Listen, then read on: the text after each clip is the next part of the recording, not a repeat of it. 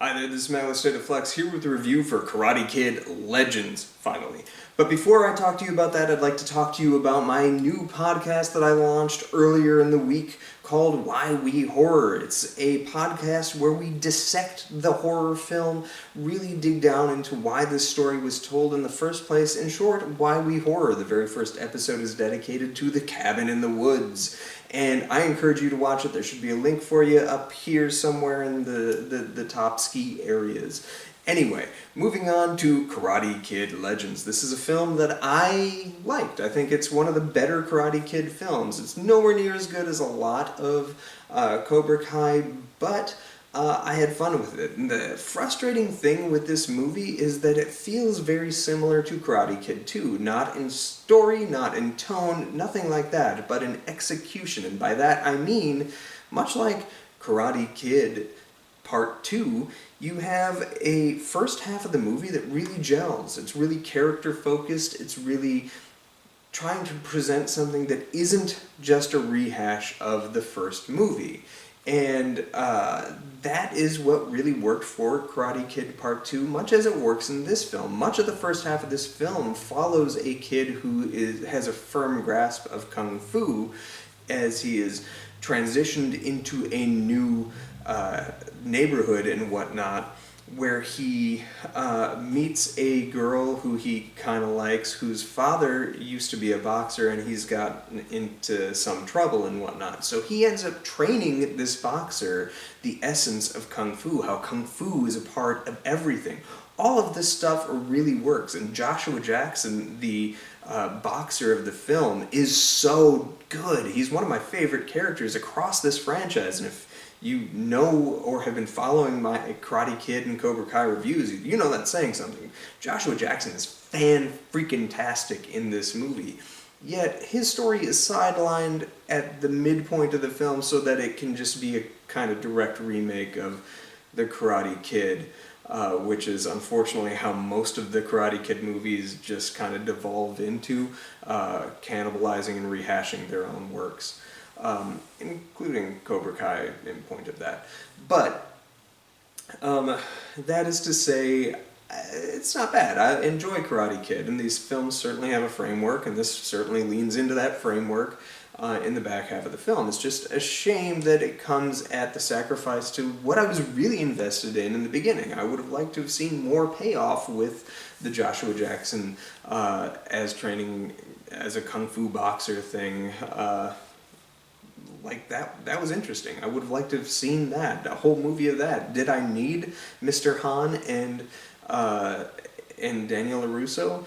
Not really, as it turns out. Like, that's what got me into the theater, but as I was watching the film, that's what distracted me from what I wanted to watch about this film, and that's kind of unfortunate.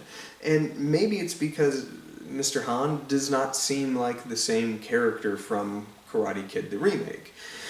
I think that Jackie Chan, what he brought to that remake was so extraordinarily good. I think he gave an awards-worthy performance in that film. It was entirely grounded in reality and true, rich, emotional depth and drama. And what you get here is more of a silly Jackie Chan. This, in short, is kind of what everybody was afraid of when he was originally announced as being the replacement for Mr. Miyagi in a Karate Kid remake. And when you get a thought of what that might look like in your head, it essentially looks like what this film does with Jackie Chan. Now, it's not bad. I like Jackie Chan. I like it when he's fun, silly, and goofy. It's just such a typical performance when his atypical approach to Mr. Han in the previous film he was in was so fantastic. And Daniel LaRusso kind of just does an extension of what he brought to Cobra Kai in a much more muted scale. He's always good to watch. He's very charming. He is a good sort of wizened character by this point in the story, and I enjoyed that. But I didn't necessarily need it. The Karate Kid in question here is really good. I like him, and especially his girlfriend and her father. are so good. I would have liked to have seen a little more from Ming-Na, but the Karate Kid, as they say, Ben Wang, I believe is the actor's name, is really good in the film. They give him a backstory of why he's trying to stay away from martial arts or not engage in fighting himself. That seems really different and interesting and something I liked. Again, every time they were doing something new, interesting that I liked, they kept pivoting back to the old ways. And that's unfortunate because I didn't think it was necessary.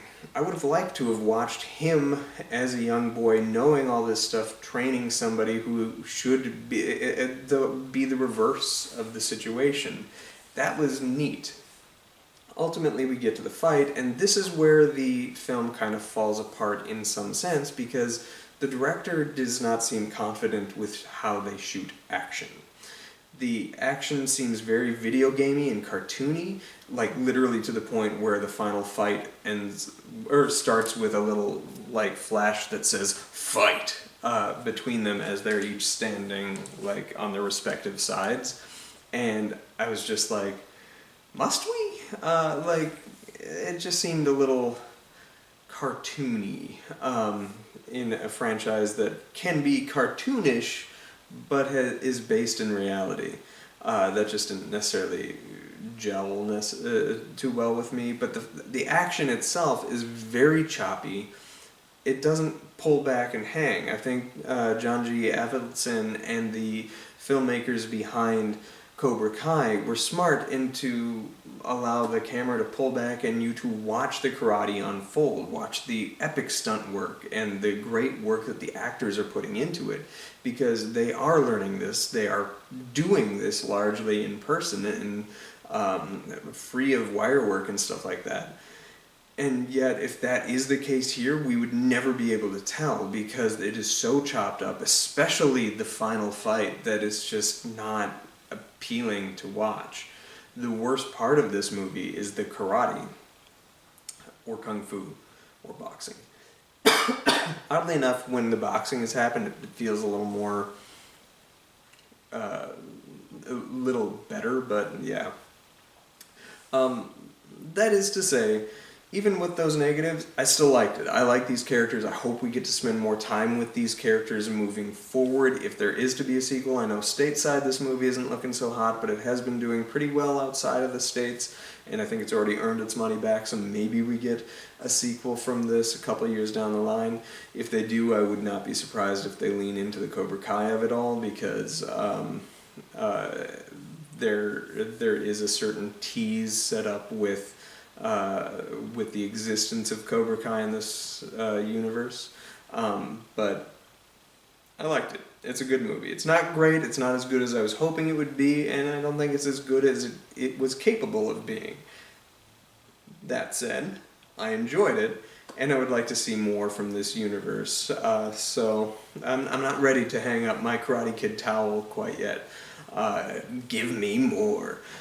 In the coming week, you will have a complete ranking video from me with all the Karate Kid movies ranked, as well as each individual season of Cobra Kai, all in one fine video. Thanks for watching. Like, subscribe, listen to my new podcast on either Spotify and or right here on this very channel, State of Flux. It's called Why We Horror, one more time, and peace.